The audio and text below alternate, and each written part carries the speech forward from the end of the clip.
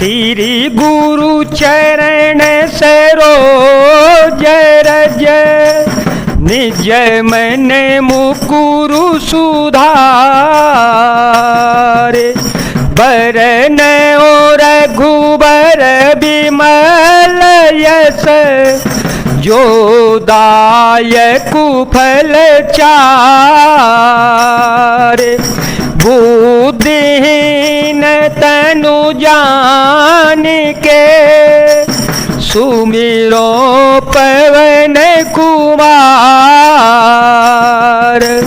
बल बुद्धि विद्या देहु मोहि हरहु कलेश विकार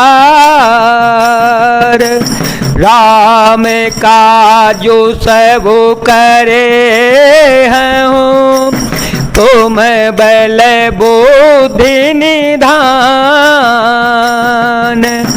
आशीष दे गई सो हर्ष चले ओ हनुमान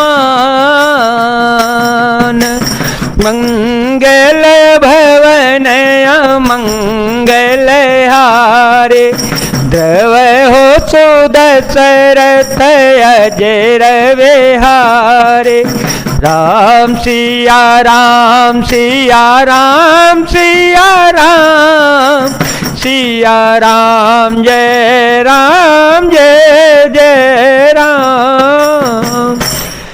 तुम श्री रामचंद्र जी का सब कार्य करोगे क्योंकि तुम बल बुद्धि के भंडार हो। यह आशीर्वाद देकर वह चली गई। तब श्री हनुमान जी हर्षित होकर चल पड़े। निश्चरिए कुसिंधु में हूँ रही निश्चरिए कुसिंधु में हूँ रही कर्मायान भूखे खग गई जीव जंतु जे गगन उड़ाही जल बिलो की तीन के परछाई गही छाह सक सो नहीं उड़ाई एह विधि सदा गगन चर खाई सोई चल हनुमान कह कीना आसु कपटु कपि तुरत ही चीना। समुद्र में एक राक्षसी रहती थी। वह माया करके आकाश में उड़ते हुए पक्षियों को पकड़ लेती थी। आकाश में जो भी जीव जंतु उड़ा करते थे वह जल में उनकी परछाई देखकर उस परछाई को पकड़ लेती थी जिससे वे उड़ नहीं सकते और जल में गिर पड़ते थे। इस प्रकार वह सदा आकाश में उड़ने वाले जीवों को खाया करती थी। उसने वही छल श्री हनुमान जी के साथ भी किया। हनुमान जी ने तुरंत ही उसका कपट पहचान लिया। ताहि मारी मारुत सुत बीरा ताहि मारी मारुत सुत बीरा बारिधि पार गयो मति धीरा तहाँ जाए देखी वन सोवा गुंजत चंचरी कमधुलोवा नाना तरु फल फूल सुहाए खग मृग बृंद देखी मन भाए शैल विशाल देखिए कयागे तापर धाई चढ़े ओ भय त्यागे। पवन पुत्र श्री हनुमान जी धीर बुद्धि वीर हनुमान जी उसको मारकर समुद्र के पार चले गए। वहां जाकर उन्होंने वन की शोभा को देखा। मधुर पुष्प रस के लोभ से भौरे गुंजार कर रहे थे। अनेकों प्रकार के वृक्ष फल फूल सुशोभित थे। पक्षी और पशुओं के समूहों को देख देख कर वे मन में बहुत ही प्रसन्न हो गए। सामने एक विशाल पर्वत देख कर श्री हनुमान जी भय त्याग कर उस पर दौड़कर जा चढ़े। उमान कर कछु कपि के अधिकाई, उमान कछु कपि के अधिकाई, प्रभु प्रताप जो कालहि खाई, गिर पर चढ़ी लंका तेहि देखी, कहीं न जाए अति दुर्गवे तेती, अति उतंग जल निधि चहु पाता, कनक कोट कर परम प्रकाशा। शिव जी कहते हैं उमा, इसमें वानर श्री हनुमान जी का कुछ भी बड़ाई नहीं है, यह प्रभु का प्रताप है जो काल को भी खा जाता है। पर्वत पर चढ़कर उन्होंने लंका को देखा, बहुत ही बड़ा किला है, कुछ कहा नहीं जाता, वह अत्यंत ऊंचा है, उसके चारों ओर समुद्र है, सोने के परकोटे चार दीवारी का परम प्रकाश हो रहा है। कनक कोट विचित्र मणि कृत सुंदरायतना घना,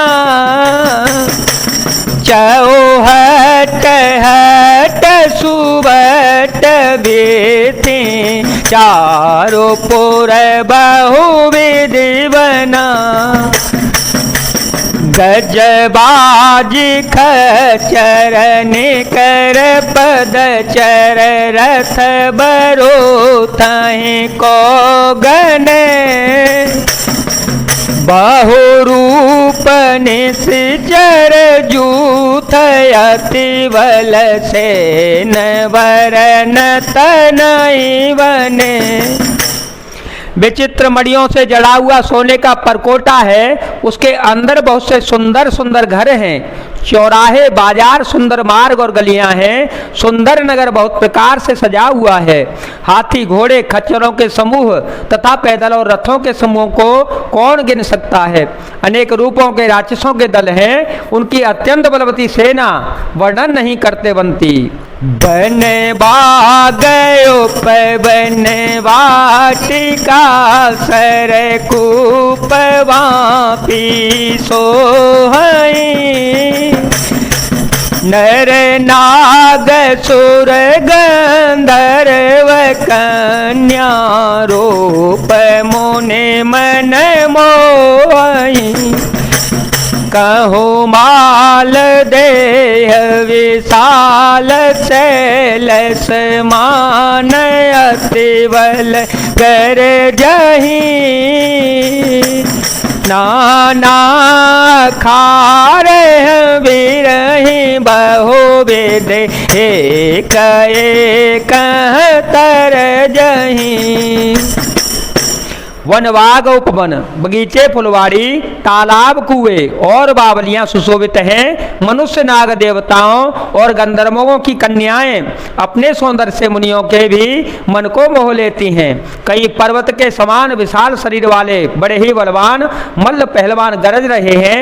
वे अनेकों अखाड़ों में बहुत प्रकार से भिड़ते और एक दूसरे को ललकारते फिरते हैं। कर जतन भट कोटे कट तन नगर चहु देश रछहि,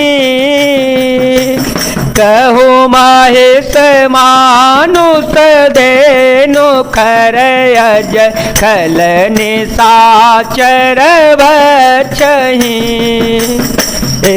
लागी तुलसी दास इनकी कथा कछु कहे कही,